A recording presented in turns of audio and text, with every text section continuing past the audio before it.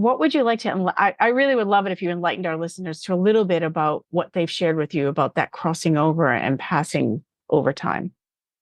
I think the most important thing that animals have shared with me about their death and dying process, about the afterlife, about all of that other side of things is that once they've crossed over, it's not over for them. They want to continue having a relationship with us. They're not viewing it as, okay, I did my job with you. See you later. I'm going to the other side. They're literally like, cool, I'm going to go over here to the other side. It's not really over, but I'm using that term.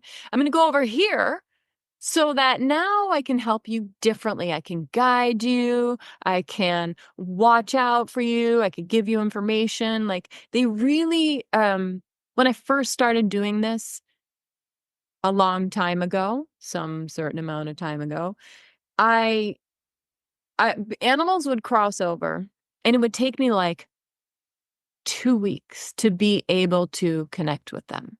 Mm. And it was because there was a bigger transition for them to make. And it was because human consciousness's vibration was lower than it is today. So there was just like a bigger jump to be able to go from where I was and where human consciousness was to being able to connect with the animal on the other side. There was this like huge adjustment period.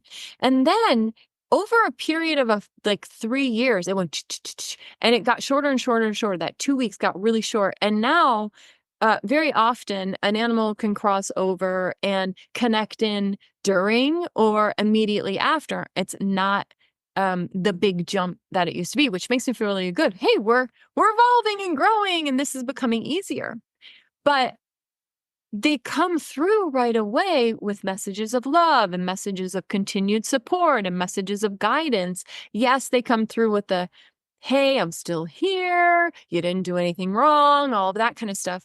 But more importantly, to the big picture, they come through as guidance for us, as wanting to get us to a place on this side where we are open to having a relationship with them and open to the bigger picture of it is not over when we die.